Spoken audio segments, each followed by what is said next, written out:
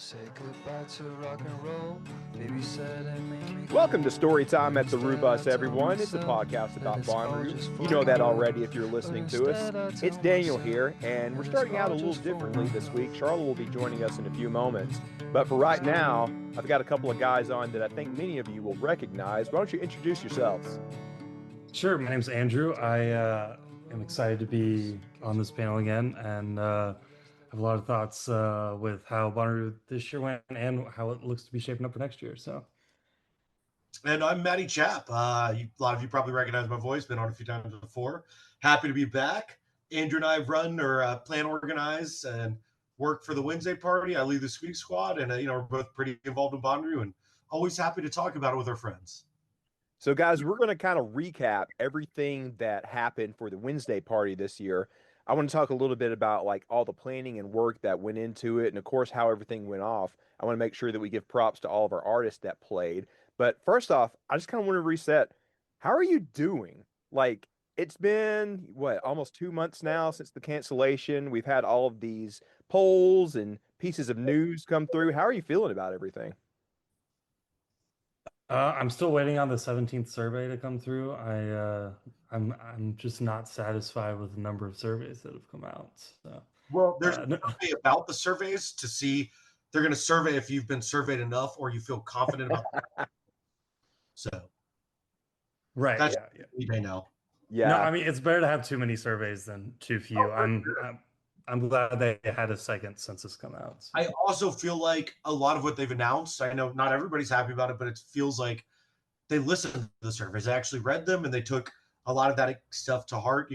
Taking a lower year to focus on repairing the ground seems like a great move, especially since it means we are still going to have Bonnaroo on the farm. It's not Bonnaroo if it's not on the farm, to my mind. How did you guys feel about the last one that had a lot of very specific artists on it? One that I remembered that was at the very beginning was the Backstreet Boys of all acts. And you know what? I wouldn't be against it. That would actually be pretty fun. It would be fun. They'd also no doubt be a headliner, and we can get into tons of lineup speculation. But they've sold out like something like 20 shows at the Sphere.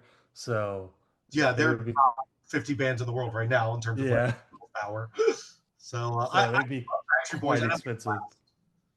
I'd have a blast at that, but at the same time, it's not the thing I want first and foremost at Bonnaroo. If we get two headliners that are, really traditional Bonnaroo vibes and they're like our legacy Sunday, that could be a blast. But even there, it's just not a total perfect fit for Bonnaroo. I would love to see them though. I would have a great time. And not to get into too much lineup stuff, but I think if I were going to spend that level of money on someone that's legacy, I would go with like Paul McCartney or something like that. So I agree. They would not be my first choice for the money there. But again, if they were on the lineup, you catch me right up front singing along to every song. Oh, every 100%. Millennial Bonnaroovian would be losing their minds to that show. I don't think they're going to get too many arguments from us on that. It would be a lot of fun. And it's a perfect example of the kind of thing that you would totally see at Bonnaroo, but might not necessarily go out of your way just to see their show, Mm-hmm.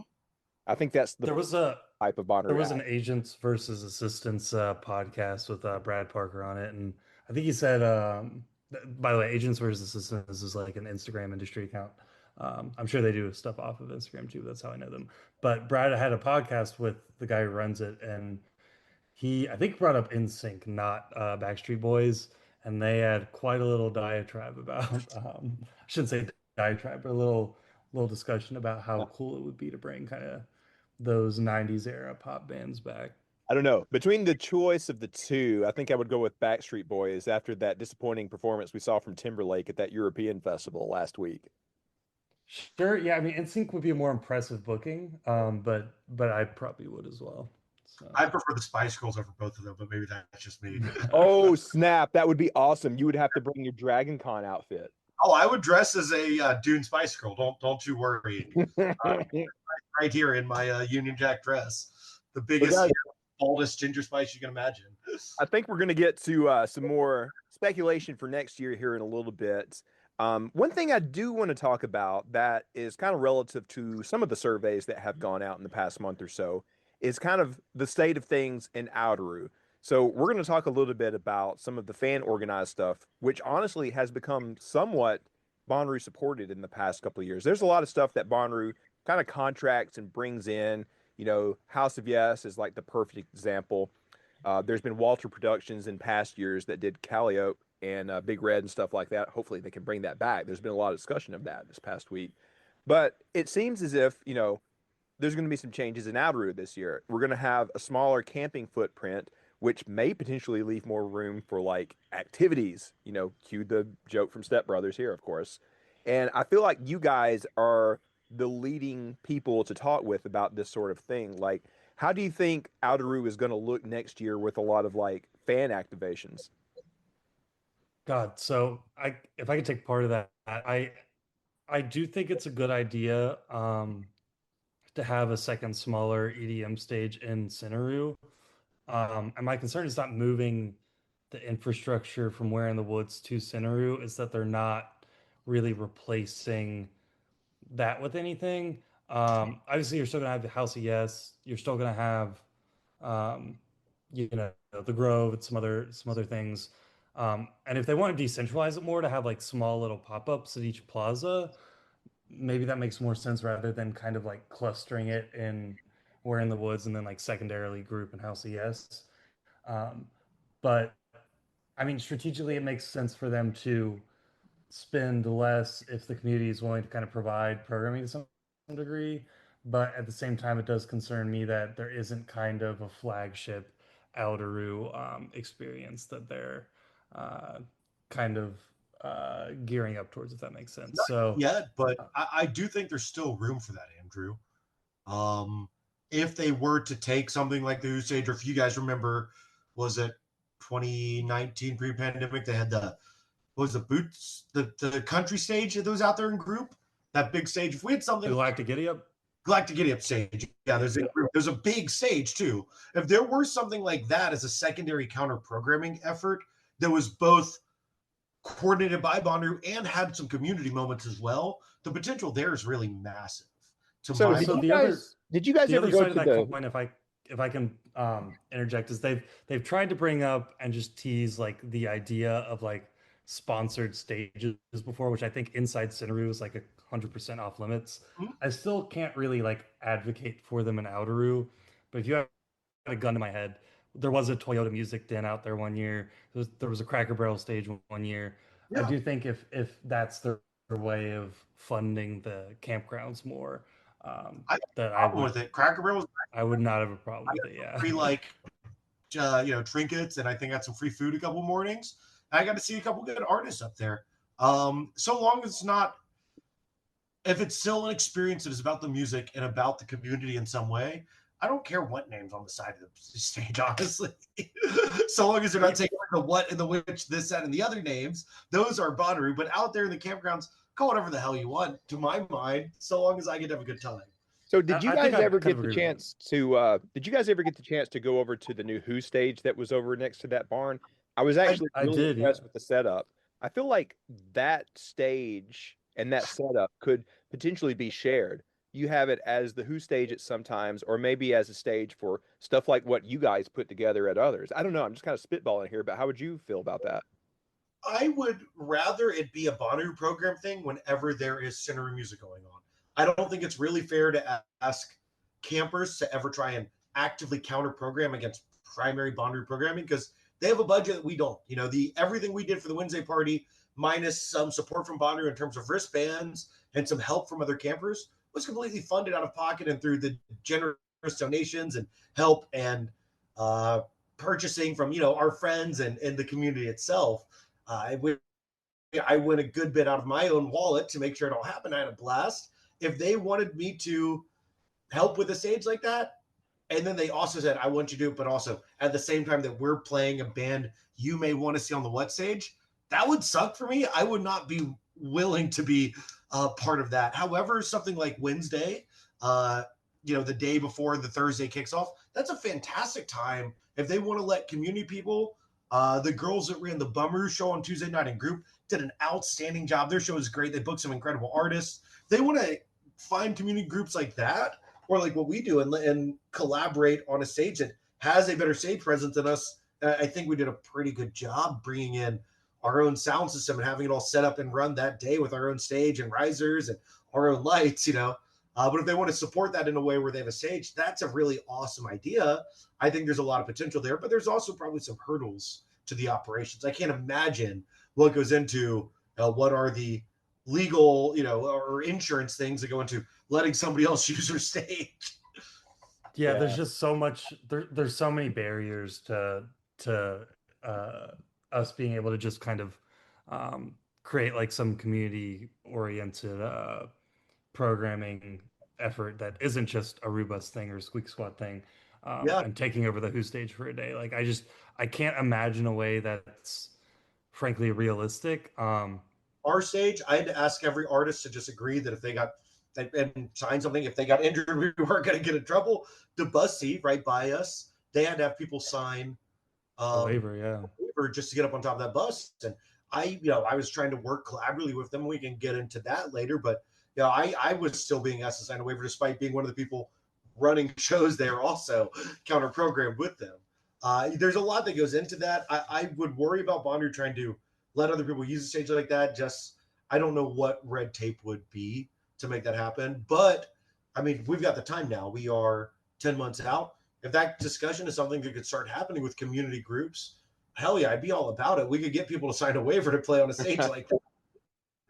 Well, one thing that I have always said is that when we do something through the Rubus or when I'm supporting what you guys are doing, I'm trying to encourage other groups along to do their own thing. So I think it's important that if anybody that is planning on going next year, that is thinking about doing some sort of, fan activation, they need to know everything that goes into this. And again, you guys are the perfect people to talk to about this. So let's kind of start at the beginning. Like, what do you do when you're starting to put together something like you did this past year for the Wednesday party? Like, what are the first steps? Let's walk through the whole process. Well, I think the first thing is we got to just make sure that the opportunity is going to be there. So the first call we had last spring involved them. If I might just stop you there, that's getting a little too into it. I think it starts with we had an idea. Before we did anything official, we still had an idea if we want to throw a concert. And I think about some of the smaller, I don't want to say smaller, but some of the newer activations, like the egg hunt, the chess meetup, these guys, they weren't really sitting down with Bonnaroo to be like, well, we're expecting this many people, that many people. Yes, they got it approved. I think more than anything, they had something they wanted to do and they said, let's do it. And that's what I tell people the most is if you have an idea, don't sit around and wait for somebody else to realize it for you. Say, hey, this is what I'm going to do. I'm going to make it happen. Yeah, 100%. Yeah. No, yeah, you're good. I think the main thing was like saying we just want to continue doing this, and Bonnaroo came back and said, yeah, we're okay with y'all kind of competing with We're in the Woods for programming this year in terms of spreading the crowd out a little bit more. So that's something that definitely was something that we need to know up front in terms of what booking acts would look like. And I think one of the lessons learned this year is probably we shouldn't book as many acts and have longer set times. But that's something that if we have something that is a little bit similar in terms of a time frame, or even a little bit less, that we don't book as many artists, but we give longer time slots out. And a lot of I would go ahead, Matt. caution that for the people that might be listening to this that have an idea, not everybody's going to be doing a 12 hours of music with 2 stages like we did. We've worked to this for multiple years. It started off as in a campsite with a couple 500-watt speakers, somebody DJing late night. The Outeroo Beer Exchange, which is a massive event, started off with like 25 people. And my friends at Outeroo running it a decade ago. And, today it's grown to be multiple thousand people, and the Crumb Snatchers played during it. Don't feel like you need to say, like, I have this idea and we're prepared to counter program. If you have an idea, embrace that burn mentality, that community mentality. Yeah. Repeat was in an RV spot. So there was the Bonnaroo event that wasn't on the official Bonnaroo lineup, and I don't know if it ever happened. I think shut down by the pandemic, but I remember going around social media, thousands of people were gonna wear tuxedos and prom dresses to a late night We're in the Woods show, which sounded miserable to me for the heat. Yeah, a lot of fun. If you've got an idea, man, promote it. just find a way to make it happen. Figure out what you need to make it happen and who you can get involved. So I think you just hit on like a really important piece of advice there is to scale. You have to start kind of smallish if you have a new idea and a new event. You can't expect that you're going to have, all of these supplies and have like 1,000+ people show up if it's a new thing. You have to kind of build a reputation, but you have to be able to start from the bottom.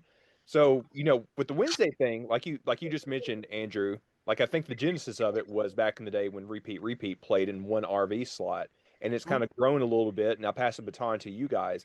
So, what would your advice be to somebody who has had a small thing going, who is looking to scale it up, especially in terms of like the production stuff that they need, equipment that they may need? That's where I think Andrew is getting to. And I was just trying to say, like the new. Yeah, I wasn't articulating it well. But Andrew's really talked about that next step, and I'll let you get back to it. Sure. Yeah. So I mean, I think the scale thing is an interesting one. I would say for the first year or two, you're probably going to be able to scale it as much as you want to without hitting too many roadblocks. I think this year was probably the first year where we probably overscaled it, if that makes sense. At least in terms of what the amount of time we took up relative to other people who wanted to do programming. So that's not to say we didn't, if I can brag a little bit, have the best acts booked and programmed. And now Debussy had maybe the best production, but I think that what you have to really worry about later on is probably more of the other players that you kind of want to kind of collaborate with rather than just try to you don't want to work around people. You want to kind of collaborate with them. And if that makes any sense. That's a great point. We helped get sound going for the egg hunt. We helped play some music during the chess meetup. Be collaborative. Reach out to other people in the community. It could be me. I'm always happy to help people out with their ideas whenever I can, but there's a ton of other people out there too. Collaborate. Andrew just made a great point.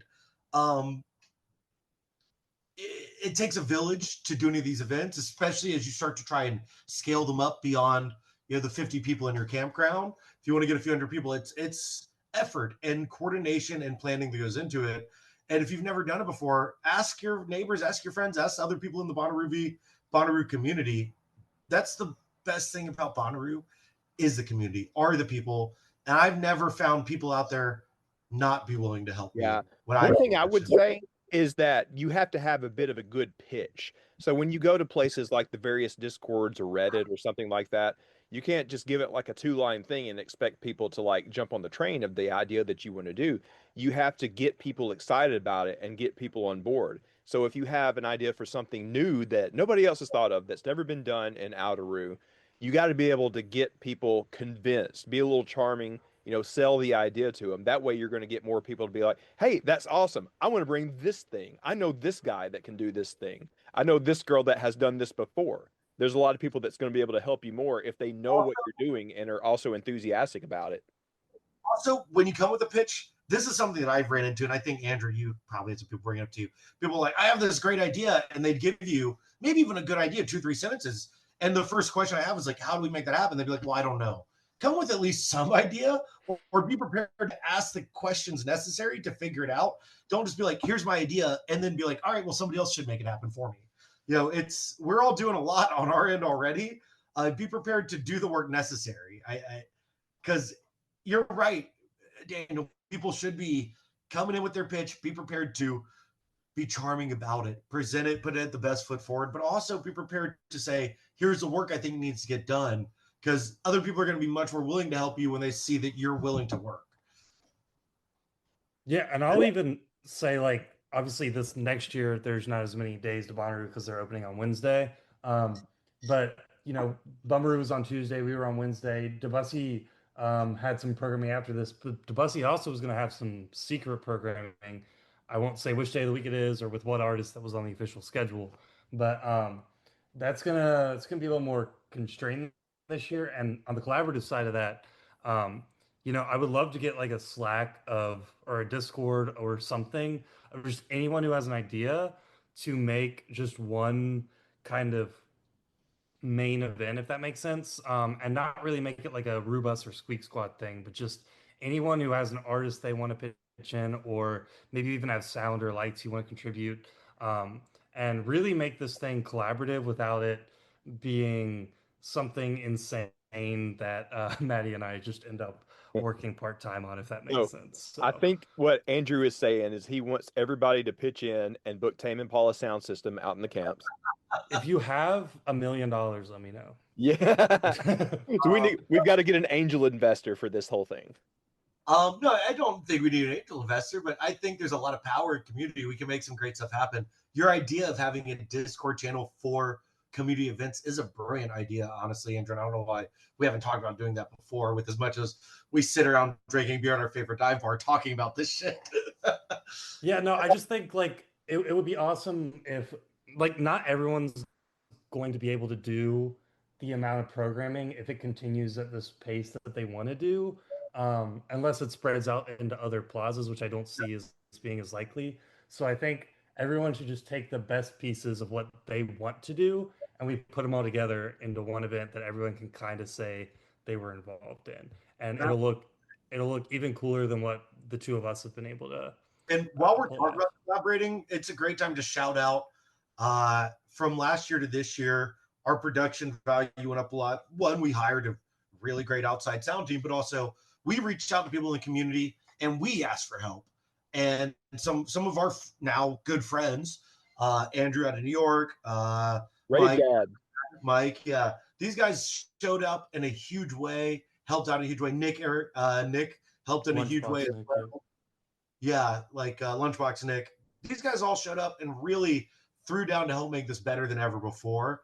And it's because we had our idea and we'd proven it a bit. We said, hey, who's willing to help? And we all had a great time. And now we're all friends for life, too. It's awesome. And one of the things Mike was saying, he's our age, Daniel, or we're a little bit older than Andrew. And he's like, I haven't done anything that cool in a long time. And it's really given me a lot of joy and energy to get involved in something like that. And he was thanking me for letting him do hours of work. And I was like, no, man, thank you for helping. But it was just fun. It's worth all the effort because it feels really great to see something like that you put your time into get realized and see 4,000 people having a great time. Yeah. I've thought about this before. Like, there is a certain joy that you get out of making things happen at your day job, but there's an indescribable joy in making things happen for your friends. 100%. It's totally worth the work when you are sitting back and like somebody like Jason from one of our favorite bands is DJing for like everybody and their friends and then a whole circle of friends out there in the group field. And you're just like, man, look what we've done. This was pretty cool. This was kind of worth all the work. It's amazing. And I will also say, please, if you want to get into this, do it for those reasons. Don't be trying to get into it because you want to be on a stage or you want to be famous or you're trying to promote your brand or your product. Do it for the right reason. Some people that we've worked with and somebody we worked with this past year was doing it clearly for they're trying to promote their thing and their brand. They were not there for the community. And despite them putting on some great stuff, it was also really difficult to work with them. They were not polite. They did not embody the Bonnaroo spirit. And, it's not the sort of thing that we want to be, that I personally want to be involved with collaboratively. That's the sort of person I would not want to work with again in the future. Despite, again, how amazing what they did was, behind the scenes, they were not a pleasure to deal with. I don't want to say names. I don't want to speak bad of anybody. It's just, it was a big deal for me to basically have people say, fuck Bonnaroo and fuck the scene. I just want to get up there. I want to play my music and I want to be famous. And I want to promote my brand, Yeah. So, well, I think Bonnaroovians can sniff those kind of people out and kind of know like, oh, this is that guy. I don't really want to deal with him, Yeah, do it for the right reasons because that's what it's about. We're all out there spending our time. Andrew sent so many emails around his full-time. I sent too many emails. You worked your ass off. I worked my ass off getting this all together. And it's not at all because we're like trying to, be famous concert promoters. We don't have a concert company. I might start one because I've had a lot of fun doing it, but that's after multiple years of throwing shows at Bonnaroo. It started as, hey, I'd like to throw a concert. I'd like to throw a party for my friends and everyone on the farm. I think, Andrew, you were just like, this looks like a good time. I'd love to do this fun thing, right? 100%. Yeah. I mean, like, it's cool to like kind of, say hi to Jason once a year, but that's about as I mean, um, that's that's a kind of sweetener. Like for me, it's a lot of I'm just a very type A person, and this is like a logistical, fun side project I do that kind of like teases my brain a little bit. Like it's fun to just organize this sort of thing, if that makes sense. So that And feeling of sanity that we just talked about is unmatched, man. That feeling of looking at a crowd of people that are dancing and smiling at your favorite place in the world, having an amazing time on a day when there wouldn't be something else going on like that, and you get to feel like, yeah, we did that. God, it's a great high. It's better than any of the drugs I've ever taken at Bonnaroo. Not that I would ever do drugs at Bonnaroo. Nobody do drugs. It's terrible to have it. has yeah. anyone ever done drugs at Bonnaroo? No, that think never that's- happens. That never No. happens ever. Maddie, I know you were just talking about like, oh, you don't want to be that guy or that girl and like keep plugging your own thing. It's a little bit of a different matter, but I want to thank you guys for like letting Totem use that as a place where we can plug what we're doing. Sometimes we have like our scholarship recipients come introduce acts sometimes, and we put in a plug for what we're doing a little bit. Try not to beat anybody over the head with it, but we just want people that don't know that we exist know that we exist, and it's been a great way to do that. That's a different thing though, because that's a non-profit. That's not somebody's like personal brand of trying to be famous. Yeah. That we're trying to provide the totem. Maybe you want to. Everybody knows it. We're trying to provide that opportunity to other people to experience music, to other artists to play. And it's awesome to do that. We also, I don't think people realize, yeah, we had Cherub, Future Joy, and Ari at Home, and Heist and Wanda and Majora, some of those bigger acts at the top of the lineup. Break, Nobody's Darlings, but even half of those names I just mentioned, all but three of them really were there camping already. They're Bonnaroovians. Our lineup of 12 artists, I think all but three of them were already just going to be at Bonnaroo. They were already there camping. They were in group. Not even most of them were in my group or your group. There were people from other groups around Bonnaroo. Break reached out, and his show was outstanding. So, hey, I'm going to be there. What you're doing looks cool. I'd love to be a part of it. Can I get some time on the stage? And Andrew and I listened to his music, and the vibes were right. He's a great person. Was radiating positivity. His energy was outstanding. Talented musician. For us, it's a no-brainer to put somebody like that up there and give him an opportunity to play at those stages and give us an opportunity to learn this new music, meet these new artists, say, hey, when Break's really famous, when Majora is super famous, when there's Heist guys, and I love Heist, when they're blowing up, we'd be like, yeah, we know them. We helped put them up years ago. It's cool stuff. Yeah, Break, for lack of a better word, it was probably the most clutch booking we had this year just because it matched the vibes. He had a little bit of a following behind him, and like the dude's touring in Australia later this year, and people were singing along to his stuff. It was just such a kind of perfect moment to be able to just have him to the lineup. He hung out Yeah. on campus all day, and I had an absolute joy talking to him, getting to meet him, his partner, his friends. They all came out and they were radiating positivity. They were looking out for their neighbors. They were embodying everything that I love about Bonnaroo after 14 years of doing it. It's like, yeah, we picked the right artists in that regard because they came out and they were just awesome to be around. And like, what more can you ask for when you're doing stuff like that? Along those lines, I want to plug some of your friends as well, Maddie. Future Joy literally were a joy to work with. They were awesome. That was the first time I had seen them live after hearing you talk them up after we had them on the podcast.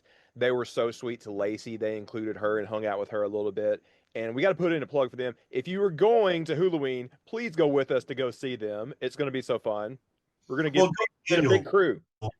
Go with Daniel. I'll be somewhere else. You might even see me during the show. Wait, what? Okay. You teasing something? All right, guys. Something you said, and they invited me to be a part of it. So, good deal. Yeah, I'm outside. Spoiling the sun already. I see him. I'm outside right now. I don't know if you guys hear it, but my jet is here to pick me up. All right. So I'm going to wrap up this part of the conversation by asking you each this question. For the Wednesday party this past year, tell us what was the biggest challenge and what was the biggest win. Andrew, kick it off. What do you think are your answers to that? I think there was I think the biggest challenge is I tried to be more organized this year and I didn't quite hit that optimization quite right. I sent a slew of emails probably 4 months out trying to be proactive, and one or two little things were like fixed by that, but 80% of the logistical stuff behind it ended up still being like last minute. I shouldn't say last minute because 2 years ago it was literally last minute, but this year all of that stuff was still only a couple weeks out, and still a little bit hot under the collar. And so I think next year um, we just dump it all on Corey at once, and then Yeah, I know we drew it out. move on. We asked the Bonnaroo team that works with us at C3 to do more calls, more emails than they should have. That's all. Yeah. But again, we are just a couple guys throwing a party. We're amateurs. To that point, my biggest hurdle, the biggest problem was with booking some of the acts, not being professional, not having done this before. I should have had people sign stuff early on. We had a couple people trying to change their mind or make requests or ask different things leading up into the week of Bonnaroo. And it was giving me some real heartburn and stuff like that. I'm not going to say any names or anything, and it all ended up perfectly. We had some great shows and they were part of it too. But in the end, it's still kind of like, wow, that's on me to some degree. I should have handled it better, and I need to be better prepared next year on the professional side of that stuff. And it's just stuff that we're learning as we're going because we're so new to this. I'm so new to this, yeah. We could have fooled me. You guys had a super professional operation this year, and like you're kind of handling that interpersonal side of it very well too. Like I approach these kind of things just like, oh, I'm hanging out with friends. I forget that you have to have a little bit of business in it sometimes. That's something that you have to have a little bit of a knack for as well. And you guys have been killing it at that, honestly. Thanks, man. I appreciate that. That means a lot. Now, big wins, that's the next question, right? Yeah, let's hear it. What do you think, Andrew? What's your number one win? Well, just that for the most part, I think the party went at least day of as close to as perfect as it could have. Obviously, Trends ended up having to perform at a different time, but I think compared to the year prior where there were some arrival issues, I think we just about in terms of scheduling, we're able to have the party go off without yeah, I mean, this year you did a much better job of it. I think we did together communicate better. I think that's a great call out because, yeah, it went off without hardly as many issues this year because we did a better job of keeping organized, which goes back to all the emails, all the communication. Maybe it was too much, but also, yes, it worked really well. Yeah, I feel like I kind of like blacked out from the organizational aspect for the first 3 quarters of it, and then from alcohol from the last quarter of it. But what I do remember the party was still the most fun I've had at Bonnaroo. Maybe even if you count Centeroo level stuff, like it's top 5 Bonnaroo moments I've ever had for sure. Maybe even my favorite. So yeah, I mean that's an awesome. Yeah, it was an incredible time. I felt really great about it after Bonnaroo. Obviously, not great about it how everything went down, but the Wednesday party I felt amazing about. My number one win was the end of it when we had a little break and then things went harder, better, faster, stronger. I forgot about that. Look, guys, so in person and on social media, our Daft Punk cover band confirmed. One of the members of that is Majora, who had also played a set earlier in the day. No, it's not. It's Guy from yeah. I'm sorry, it's Guy. Yeah. Listen, I talked to him. They had French accents. I don't know what you're talking about. Yeah, but just seeing that go off and seeing people go nuts and dancing to these guys putting on an incredible show of Daft Punk music with some cool covers and mixes in there. It was awesome. And hopping on Reddit at the end of the night and seeing all these people like, oh my God, was it Daft Punk? What was going on? People were calling me. I was running from across the farm. The funny thing about that is that I was terrified only like 2 people would think it was real, and more people thought there was actually a chance it was Daft Punk than even like my upper estimate. So let me tell you a quick story. I was sitting over there kind of to the side of that tent. We had a group of about 12 people from our camp that were just hanging out. And, I had been joking around with them and hinting about it all day. And they kind of like, oh, they knew something cool was about to happen, something crazy.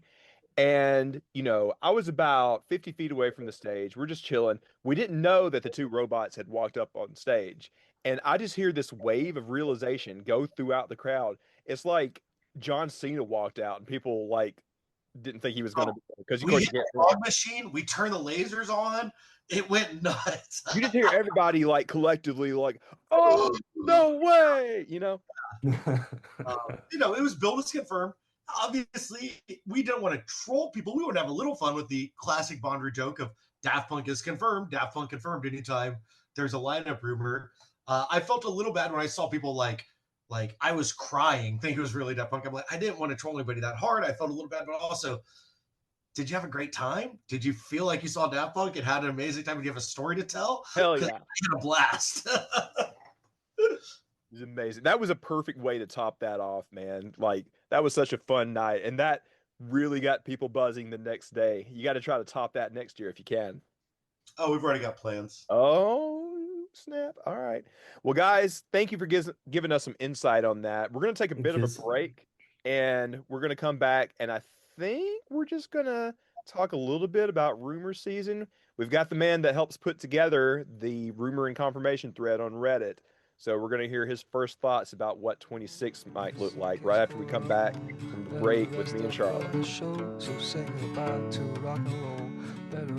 So big thanks to Andrew and Matty for coming on the podcast this week. Yeah, so I want to give you guys some behind the scenes kind of stuff. You may have noticed I make a goal of it to have a female voice or two on every episode that we do.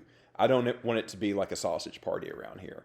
And I asked Charlotte if she wanted to come on with me and Matty and Andrew. And what did you say? Well, I just said I wouldn't know as much about the lineup as Andrew necessarily would. Yeah, Matty didn't either. He had to jump off like halfway through. So it'll be just me and Andrew in the second half that you're about to hear in just a little bit. He was like, basically like, yeah, my only input would be, hey, I like that band. I would like to see them. In fact, I tried to edit in a little audio where he said, yeah, I like them, about a band that will come up in discussion at the end of the next part that you're about to hear. Matty, I wish I could have put that in there, but I lost the audio. It was in that part that we recorded that we had to edit out. See, that would be me, except I would be going, oh, yeah. Oh, yeah, they'd be cool. Yeah, and I would be, go to that show. See, I would be BSing because there would be at least 2 or 3 probably that I never have heard of. Yeah, I'm not going to call myself out, but in the second part that you're about to hear, there's one band or whoever it is that Andrew brings up that I had to Google after the fact because I am now officially an old and I don't know all these up-and-coming acts. Old. Yeah. All right, Charlotte, we're going to get to our Patreon in just a moment, but I got to tell you something. I am starting to have a little FOMO that we aren't going to Burning Man this year. Same. I have been looking in the places that we had been hanging out for the 2 times that we had gone, the places online where we were learning a lot of things or whatever. And I'm seeing everybody start to pack up and everything. And I'm like, oh, this hurts, man. I'm feeling the FOMO on this. Ooh, I know. Seeing all the pictures every day on Instagram and everything. Oh, it looks amazing. It's so amazing. Are we planning on going back next year for sure? Is this a thing? Absolutely. All right. Absolutely. There are a couple of people that I am really trying to talk into going next year. Some Rubians that many of you probably know. Yeah, Shayna, I'm talking about you. I want to get you there. Like, that place is almost like custom built for her. She will go insane. She may not make it. I think she will. Yeah, no, I'm joking. She will totally make it. Just go back and listen to some of the episodes that we've had with her on it, and you can tell she has the energy for this place. So, Matty, that means you too. Matty has actually been to Burning Man. He went like back in the day, so he knows the deal. But, ooh, man, just looking at all the stuff this past week has got me feeling like I want to go back. I'm really excited to get Jums there. Jums would thrive there. Absolutely. We have to get him to do his booty picture out there in the desert. Mm-hmm. That's the perfect the sunning place around the world. Yeah. Yeah, we need. Yeah, that'd be the the desert. perfect place. Oh my goodness. Right under the man or something. Yeah. But yeah, if you were at listening, the trash fence. At the tippy top point. He is tippy top. If you are going this year, drop us a line. We'd love to talk with you. We'd love to interview you either before or after you get to the burn and see how everything is going this year. We are also praying to the Burning Man gods that you get good weather this year. We all know what happened the year before last. Mm-hmm. That was probably an anomaly that will not be seen again for a decade or two. But we're hoping you get good weather, low winds, maybe not that hot. We'll see how it is in Black Rock City. So again, if you are going, we would love to hear from you. Now, Charlotte, you were here because we got to get through our Patreon stuff. I think we have had a couple of names change or their levels go up or down in the past couple of weeks. So we want to thank you guys. You know this already. It is at patreon.com/Rubus. 100% goes to the Totem Foundation. Totem is a little quiet for now, purposefully so. We're taking a little bit of a break before we gear up later in the year. You'll start hearing a lot about our 2026 plans here in a couple of months. But for now, let's go through the list of people who are supporting Totem. Claire, Flossie and Benji, John, Lexi, Danny, Lisa, Buttercrew Nick, Delaney, Molly, Brady, I Am Rave Dad, Taylor, Courtney, Casey with the Texas Roo Crew, Christy, Charmel, Jums, David and Aurora, Stringbean, Zach and Jeremy, Amber, Andrea, JB, Sam, Austin, James, Hygiene Queen, Dan, Ernst, Harris, Keith, Casey, Andrew, Nick, Matty, McFerg, Andrew, Kent and Emily, Randy, Madison, Bosco, Eric and Ben, Evan, Chloe, and Sean. Thank you, everyone, and thank you to Ricky, who had something to say during all that. Yeah, thank you, Ricky. You can come on the episode, too, if you want. He was meowing over there in the corner. But again, you can find it at patreon.com/Rubus, and you can learn more about Totem at totemfnd.org. Like I said, you won't hear much from us in the next month or two.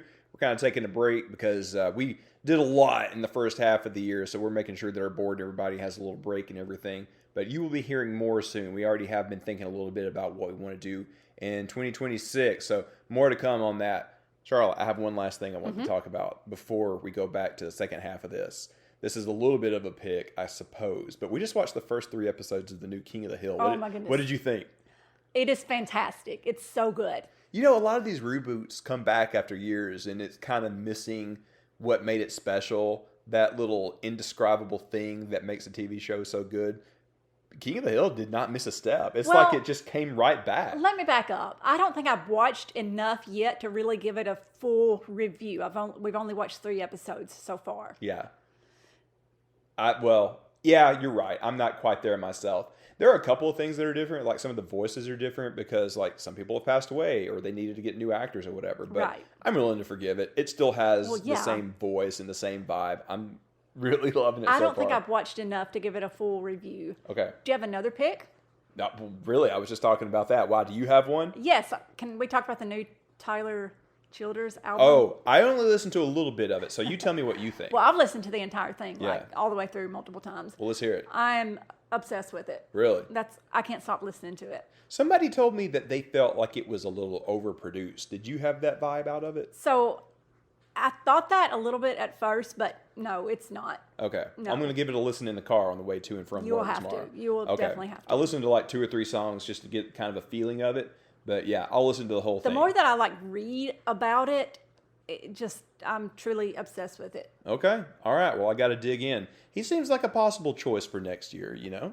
Yes, I could see that. We haven't had him in 4 or 5 years, I feel like. No, he was there in 24, 20. Was it? I can't quite remember because I missed 23. Yeah, I missed a lot of that remember. show. Yeah, we'll have to dig into the archives and find out. Look, I don't remember who was there this year, so my memory just like. There may be some reasons for that, but that is a good segue into talking about what 2026 might look like. So let's go ahead and get to the second part of the episode with Andrew. Let's do it. A show called. All right, everyone, we're back. I'm sitting here with Andrew. Maddie has decided to jump off because we were about to get into early discussion of rumors and wish lists and everything for 2026, and he was honest, like, hey, the only contribution I'm going to have to that conversation is I like that band. We should have them. But we do have Andrew on, and as many of you know, Andrew is one of the people that helps put together the rumor and confirmation thread. Maybe that's where we should start, Andrew. Tell us a little bit about that thread and how you guys put that together.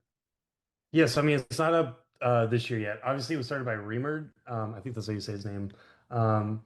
He, I don't know how many times or how many years he's been doing it. I feel like it probably dates back to like the InfoRoo days, which is before my time.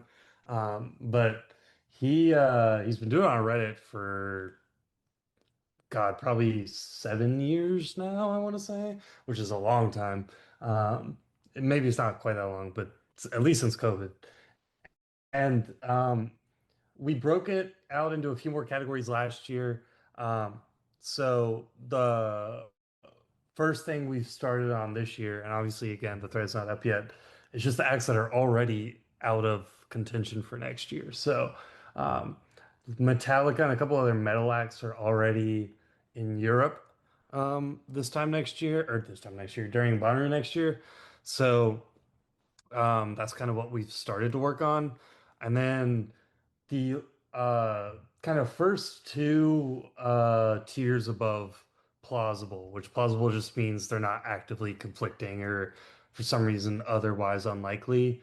Um, Generally, those are just more like speculative in terms of, well, these tour dates line up, these maybe don't. Um, and then kind of the top two categories, which are like confirmed and semi-confirmed. Normally, we have some sort of source come in and say that um, there's a high probability that this artist is going to be playing, or it's a rue clue, or something else to substantiate it more than just it would make logistical sense for them um, to be in on the farm next year. So that's kind of how the rumor thread works. But. Yeah, so it's just a lot of putting the puzzle pieces together to figure out what's logical and everything. So let's start out by talking about how next year is going to be a little bit different and how the booking may be a little bit different. We've all seen the announcement, it's been out for a couple of weeks about how Thursday is just going to be on the what stage. They are potentially planning on doing something a little bit different, having a bit of a party out there with maybe some type of opening ceremonies, like a lot of people have been speculating. So, Andrew, since you've had experience with this kind of thing, you've booked stuff yourself. What do you think Thursday is going to look like? So I actually, and this is somewhat of a hot take after thinking about it. Um, I actually think it's a good thing that everything's isolated to the what stage if they come up with a ton of like contingency plans to keep the festival going. If we have a scenario that is only like 80% as bad as this year. And what I mean by that is like the witch field on Friday night was still in operable capacity. Now, a lot of that's because the other areas were not used on Thursday. Um, so if Bonnaroo had, 20,000 people, they could have at least seen like a Glass Animals kind of closeout show that Friday night as a contingency plan if it weren't for the fact that there were 60,000 more people that also probably would have tried to see Glass Animals. So what I mean by that is if the what field gets a little torn up on Thursday, they can I don't know what they do for the headliner, but they could just push the barricades back to where it might not be as muddy or trampled on Yeah, and we know they can do still that. salvage part of that land with the rest of Outeroo largely being perfectly fine. And so I think whether or not it's a good idea depends on how much time they spend considering what to do in these borderline cases. Because frankly, the future of Bonnaroo could come down to that. I'm just being completely frank. So. Yeah, that's a very good point about them being able to be flexible and agile if we do get, more adverse weather conditions. They hopefully have put some data together about where specifically things can get a little dicey in terms of like big ponds showing up in a big flood or whatever. Now, hopefully, we should Pond. hopefully have, better weather next year. It'll be a nice 85 degrees and sunny the whole time or whatever, and not too humid in an ideal world, but you have to be able to plan for things. I'll give you an example. So this past weekend, I'm going to go take a left turn here, Andrew. The Braves are playing up in Bristol, Tennessee at the racetrack up there. They got rained out the first night. They had all the pomp and circumstance, introducing the players and having a race car going around. And then it rained for hours straight. And then they had to punt to do it the next day. Like it was a bit of a mess, but MLB was flexible in being able to have both teams play the next day.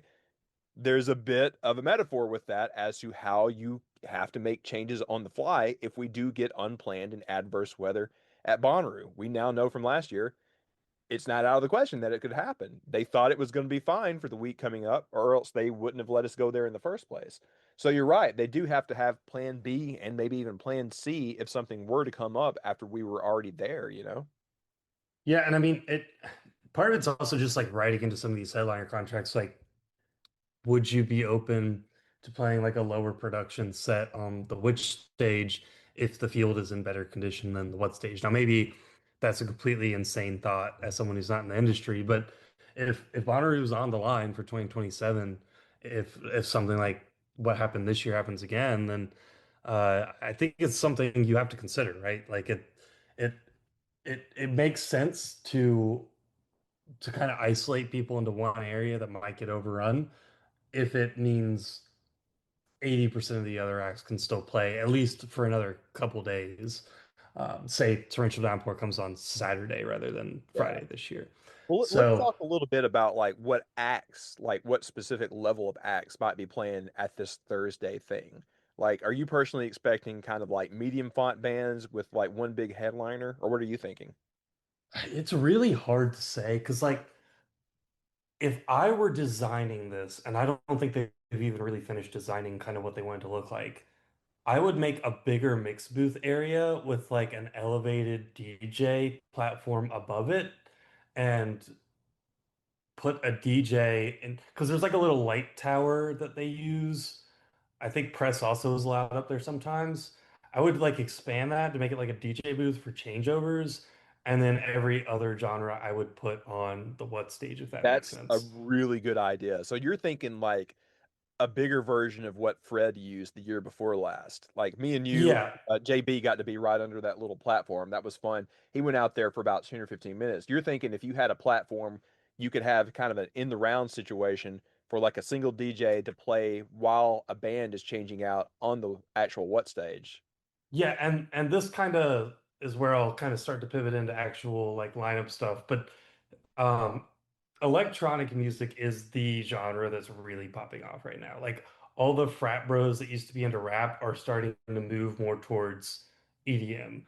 And I think that you can't go through Thursday without having something electronic. I think you could go through without having pop. Maybe you need one or two alter rock bands. Maybe you even need a country band.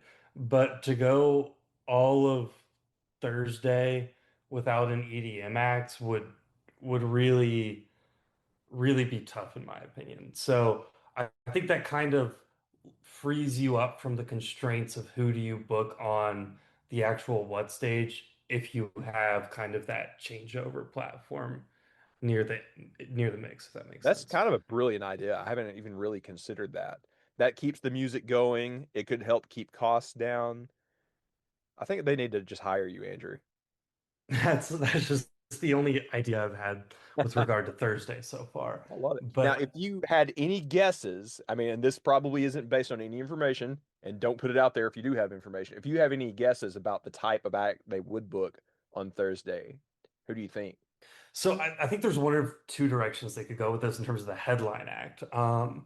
The first is kind of like a legacy we're still listening type of act. So maybe like a Jack White or I mean obviously like a Paul McCartney's too big, but someone that's like not too expensive, but also very Bonnaroo coded, very Nashville coded, um very in the spirit of Bonnaroo that maybe even someone slightly jammy that could really get people to feel like quote we're so back as Yeah. as they say.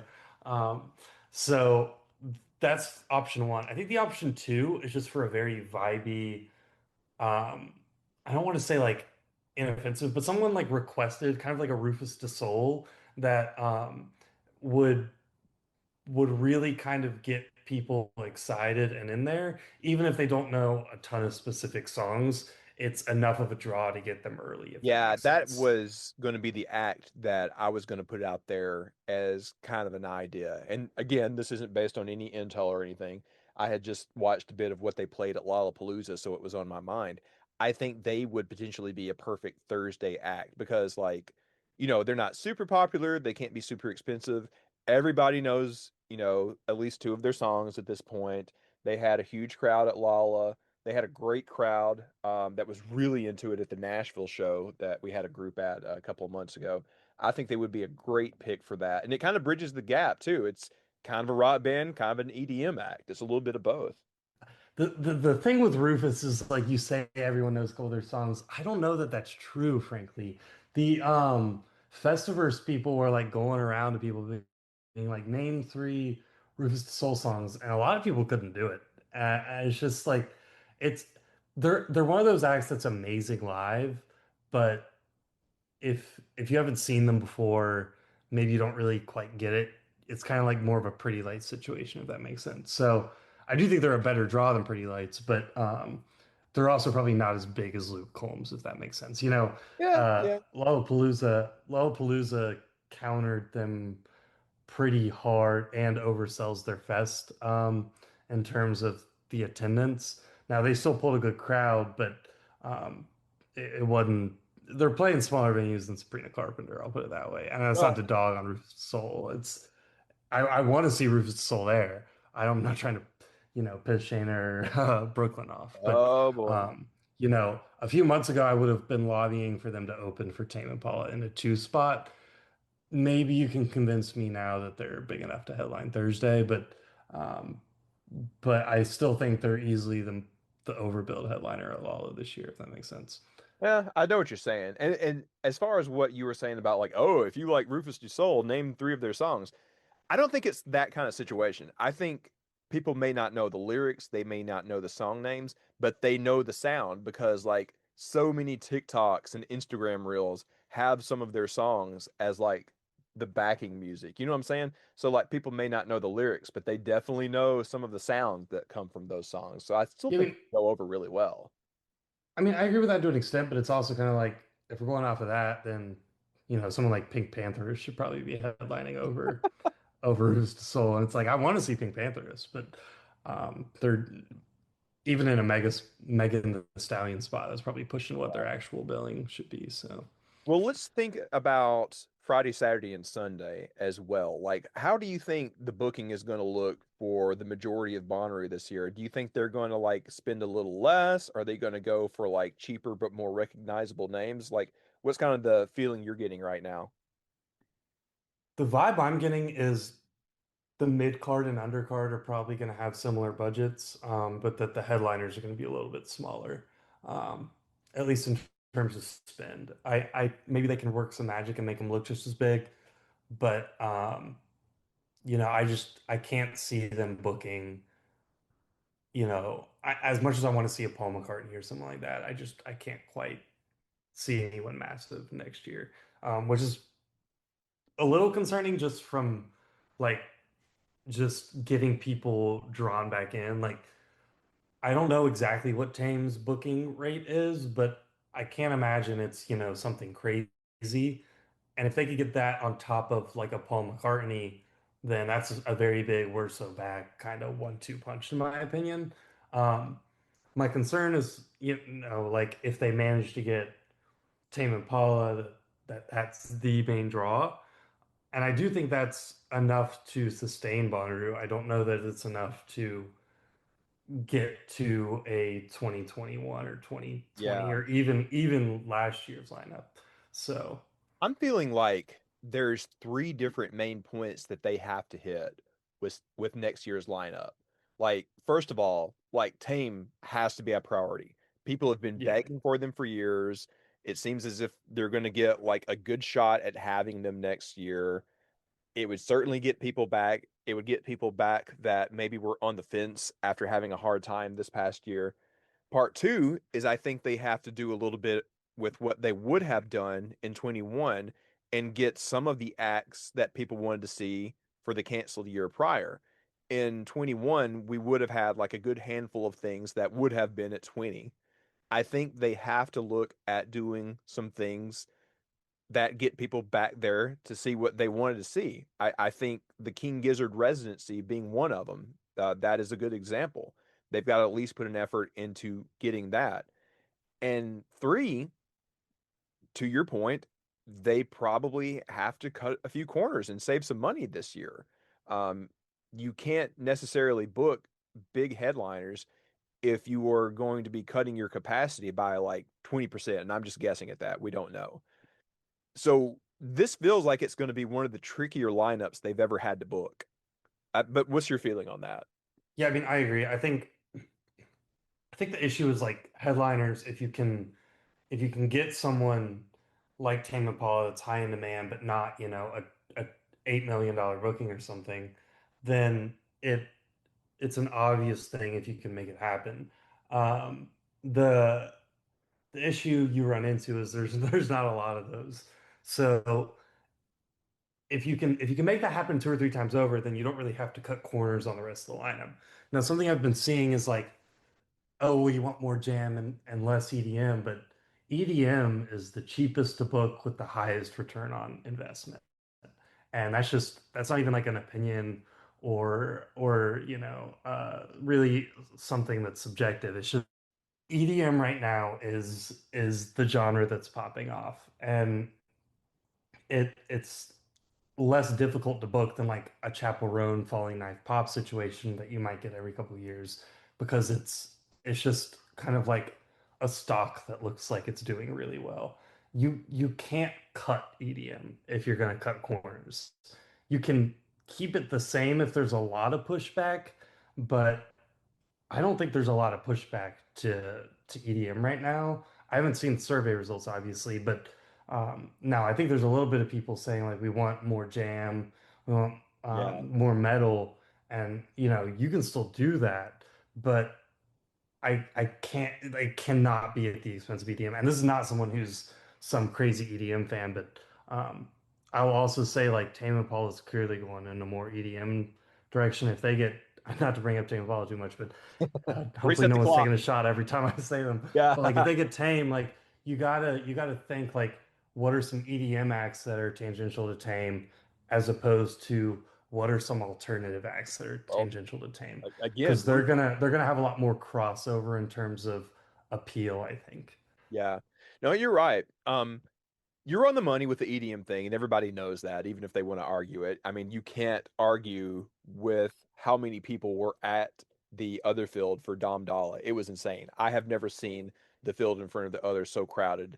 It was past the Ferris wheel. It was insane. I think that was, That was a borderline what field type act, oh like yeah, probably at absolutely. least which stage level act. It was quite insane to see Yeah. it on the other. Yeah. So I don't think anyone can make a rational argument against you for EDM booking.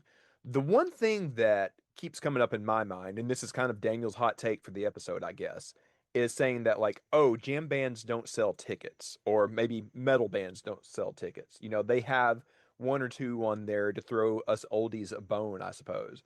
But I kind of personally feel like it's a chicken and egg situation. You aren't going to have people interested in those genres if you don't give them those genres. Of course, they Sure. don't Yeah. want to see it if they've never been exposed to it. So I think you have to do a little bit more than just have one or two as a nod to the roots of the festival. I think you have to have one or two more. In years past, we've only had like J-Rad, Joe Russo's Almost Dead. We were supposed to have had Goose this past year. That would have been great as well. I think it's not a matter of necessarily leading people to water. You just have to give them something that they didn't know that they liked in the first place. We hear that all the time with like them booking up and coming artists. It's like, trust us, you're going to like this. Well, why can't we Yes. I trust mean, jam bands too, or metal bands? I think you have to have more faith that your audience will find something new that they enjoy.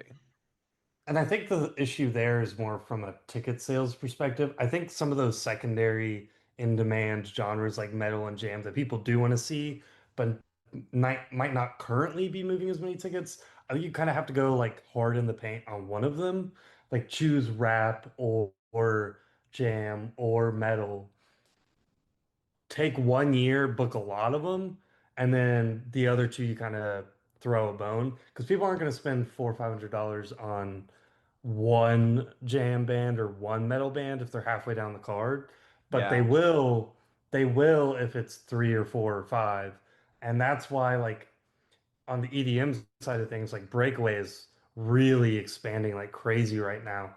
All you have to do is be slightly better than Breakaway, because the rest of the lineup will be enough of a value add for people to go to Bonnaroo over Breakaway, if that makes sense. yeah. And so people, if you're into metal, like yeah, you're gonna be looking at Welcome to Rockville, but um, you know, Shaky Knees is also a C3 property that can be leveraged here. And I think that some of those more like alternative bookings, uh, I think I think you have to kind of I hate saying like they should package something because I hate the idea, but it makes sense for them to go hard in the paint on one of those three or four genres as availability seems to be best for that subgenre, if it makes Yeah. sense. So I'm going to be very interested to see Halloween as kind of a litmus test this year.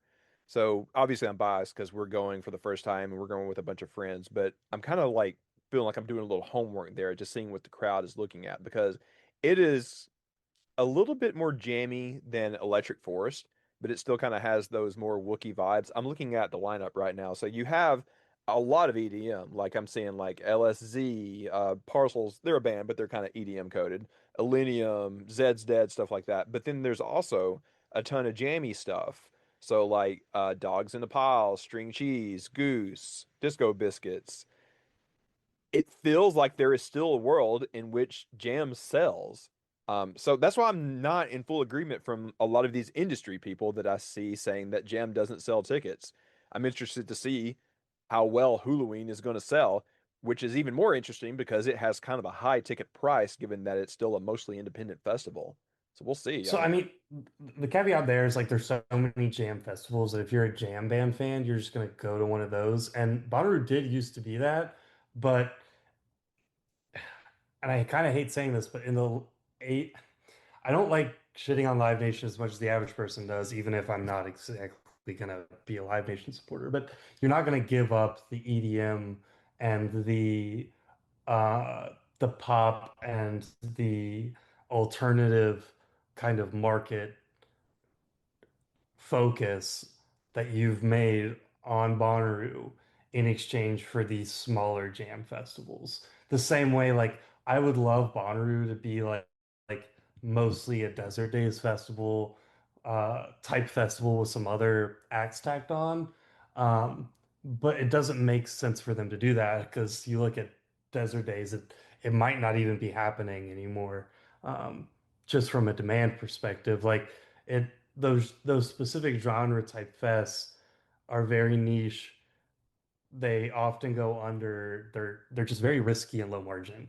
And people do point out they exist, but nothing on the scale of Bonnaroo exists Yeah, in terms of jam. you're not wrong, and that's why I wanted to talk about this stuff with you today because you're very smart about this stuff and have booked your own things and keep track of industry knowledge when it comes to putting together the confirmation thread and everything. So you're not wrong to kind of poo-poo on my idea of this there. I just want there to be some discussion that like these genres still have a place, and I think they should be 100%. yeah, they should be given a little bit more than just like the kids table, I believe. But I No, don't work in this industry, so what do I know?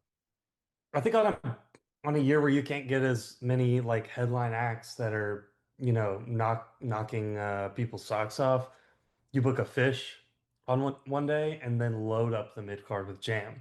And Ooh. once a decade, Bonnaroo really just returns to its roots and really goes full jam.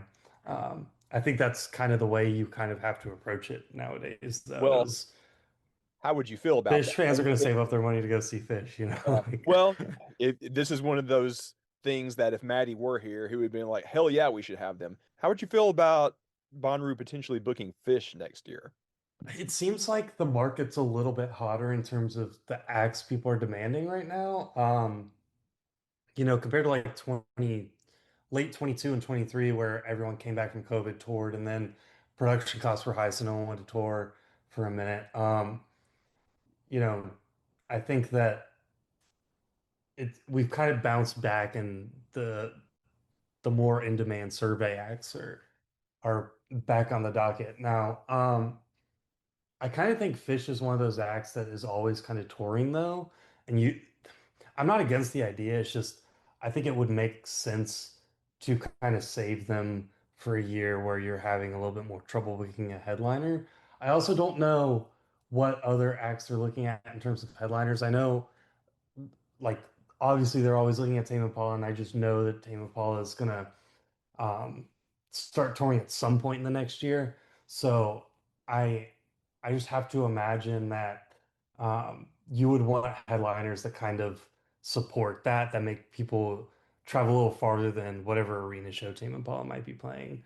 Um, near them. So I think that, if they have trouble booking headliners for cheap, then I just don't think Fish is very cheap. But if they're having trouble doing it, then obviously Fish is an option. I just don't see it as obvious as maybe in like 23 or maybe in a couple years. So Well, look, of the stuff that we've speculated about tonight, if you were saying that we would have Rufus Du Sol, Tame, and Fish, that sounds like a I fun do think time to that's me. a sellout, That sounds like a fun time to me. I'm just saying. And then you get like, especially at a reduced capacity. yeah, and then get So. some solid EDM, maybe a hot rapper. That's a good roux right there, man. Yeah, I mean, I do think Fish would sell out. I just again, it depends on how many headliners they're sending offers out to right now, and how many of them come back and say yes, um, and that sort of thing. So it also depends on budget, though. I can't imagine Fish is going to be, Yeah, I mean, they sold very out the cheap. Sphere for a week, so they can't be that cheap. Well, let me More than wrap a this whole week. yeah, I know. Let me wrap this whole thing up by asking you a question. What do you personally want to see next year? And don't say Tame. We already know that. Who besides Tame would you want to see next year? Tame Impala's sound system. So Ah, here, you're cheating. You're cheating. I'll give you a real answer in a second. I'll give you a real answer in a second. But there's one thing I need to say, which is Primavera Sound in Europe has gotten Tame Impala twice just since 2021, where they were booked. I know. Not even since Tame last performed at Bonnaroo, since they were last booked at Bonnaroo, Primavera Sound has gotten them twice. I really think Bonnaroo really needs to be saying like, "Hey Kevin, we noticed you're doing these DJ sets with Justice Yes. and at these other places. Like, it doesn't need to be a full sound system set, but do something beyond just a headline set." And I'm not saying like spend the extra money to get like a currents playthrough because that's too expensive with budget constraints, but give us something on top of a headline set. And I Yeah, don't mean Pond, I mean like something with Kevin Parker. I agree because next year it will have been 10 years since we've had them. People have been begging to have them for a decade now. There were two Bonnaroos in which we were supposed to have them. I agree that if we were to just get Tame playing the same set that they do at every other festival that they probably are going to next year, it can't just be par for the course. We have to have something a little special given how many times we were supposed to have them and how much that we've gone through. Even if it was just an extra DJ set from Kevin, that would be okay for me. But like, I do think we need a little something extra given everything that has happened. I agree. Yeah, and again, I think the cheap, obvious way, if he's willing to do it, is a DJ set. I just, yeah, I don't know how you would make that work. So But let's go back to here, what we want to see, and I'll go ahead and give you mine. I think this is a little bit of a cheat, but I think we have to make good on the King Gizzard residency. I think Bonnaroo has to do everything they can to try to get them to come back next year and do the 3 nights that we should have gotten this past year. Even if it's just 2 nights, I would be happy with that. But we got to have Giz back. I think that's a must for next year. yeah, I think you have to at least try. I have to imagine at some point King Gizzard's going to take a break from touring, um, at least as much. But I don't know if they can get him back. King Gizzard's always just so finicky with touring. Yeah, I Like if you've looked at routing before, it just makes no sense. I, they're they wild. got to try. And I think they will. It's more of a how much more do you have to build them, and how willing are they, and Yeah, but just going back to what I et was talking cetera. about in terms of trying to recreate as much of the prior year's lineup as you can, I think that's got to be the top priority because I think that sold them a ton of tickets. I think you got to make people happy to finally see them at least one show. Give us something. We got to have them back. I mean, I'm wearing my King Gizzard residency T-shirt right now. I'm wearing a shirt for a residency that didn't even happen, man. But anyways, Yeah, yeah. what do you want to see next year? Um, so I mean, I started a mock, and this was before I thought they might start cutting funding. Like the dream, and I try to set expectations a little bit higher on a first mock, and then do a more realistic one in like October and November. So my top three were going to be Tame Impala, Ariana Grande, and Paul McCartney. Ariana Grande is more expensive than you might think, but she would be really good like Olivia Rodrigo swapping, because they're both kind of like child stars that became music artists. But Ariana is a little bit bigger of a discog, and is a little bit more vibey, if that makes sense. And then Paul McCartney's just the obvious, top five Bonnaroo sets of all time type figure that everyone has to enjoy. It's like law that you have to enjoy a Paul McCartney Yeah. set. So now, if you're making me choose one, the King Giz set was up there. I think you got to kind of get artists that support Tame though. Like Flaming Lips is very Tame-esque in terms of their production. I just saw them on Friday. They're not a headliner, obviously, but LCD Sound System, same kind of electronic vibey indie type thing. And obviously those are like number 3 on the day or so. But either of those is like a late night, which set after Tame would be just about perfect. And then I could go through a whole litany of like EDM acts. Jamie XX is very in the realm of Tame, but I would love him. Yeah. Yep. But yeah, I don't know. I think I'm gonna save any more for like a full kickoff episode. So yeah. So we'll come back in a few months once some information has started to trickle in that's kind of out there for everybody and kind of review where we're at and everything. Honestly, I'll tell you and everybody else that was one of our most downloaded episodes of the year last year because everybody loves the tea apparently. So we'll try to get everybody the goods here in a couple of months once we get rolling and everything. But Andrew, I want to thank you for coming in tonight and tell us about everything that you guys worked on for the Wednesday party and then everything that you're starting to work on for the rumor and confirmation thread. You are one of the people that makes Bonnaroo a better place, and I appreciate all your work, good sir. Yeah, we'll have to get River and Ryan on here in about a month and do a full kickoff episode. But yep. Yeah, and me and you got some business here in Atlanta. Next weekend, your birthday's coming up. I think we're going to go to a show, and of course, as your law dictates, go to Mr. C's. Yes, that's Matty's law that I ascribe to, but yes. Okay. All right. Well, I'm in. Well, thank you again, Andrew. Thank you again to everybody for tuning in. Thank you to Matty for coming on and telling us about his hard work for the Wednesday party. I can't wait to see what you guys have in store for next year. And we'll be back with some other stuff here in the coming weeks. We're going to start taking a little bit more time off. We're going to take like a week off every now and then now that we're in the slow season. But we do have a couple of things in store.